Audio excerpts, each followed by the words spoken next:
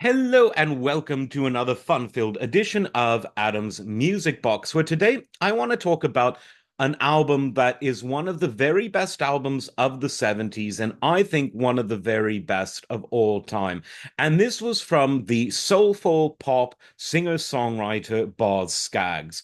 Now, Boz was someone who was already in the music industry for quite a while before this album was actually released. He had his first album out in 1965, after which he recorded with the Steve Miller Band on the Children of the Future album, great album, by the way, and the follow up to that, Sailor, another great album. And then he jumped back into his solo career, which didn't necessarily take off as quickly as he would have wanted.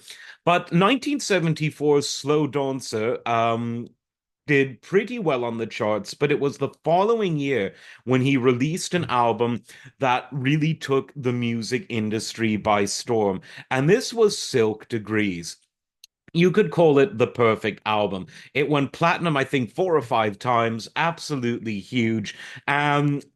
I don't want to use the word formula because the word formula in music implies something contrived or premeditative, and there was nothing about this that was that. When I say this band followed a winning formula, I mean the following: great songwriting, the best session musicians in the world at the time who really knew how to lock in with one another, great production that brought the best out of the musicians and captured that on the record. And it was an album that didn't overstay its welcome.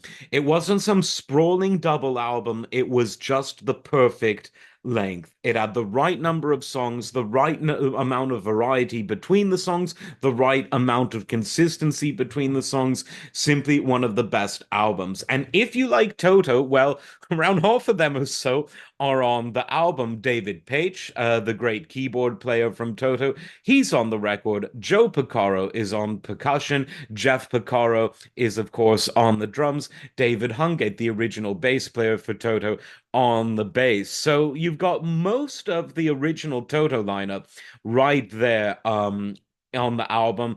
The mastering of the original LP was done by Doug Sachs. There were other audiophile editions that came out. I believe Mobile Fidelity did a great version of it, which again really brought out this wonderful, wonderful production quality.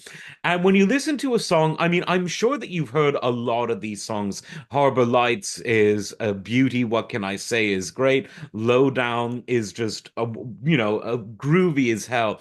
But I think that the song that's sort of the most emblematic of this album, and in many ways of an era, was the Lido Shuffle. It's got that wonderful, wonderful drumming of Jeff Porcaro, which sets the pace for it. And the musicianship you can hear is just so perfect. It's the kind of song where, however well written it was, and of course it was very well written, if you put that in front of a group of musicians who weren't as tight, it wouldn't have had that power, that magnetism. So what a great song. What a great album. If you haven't heard it, do yourself a favor and listen to it front to back. It will put a smile on your face and you'll say, damn, those session musicians really knew what was going on. Like, subscribe, and we'll see you next time. Take care.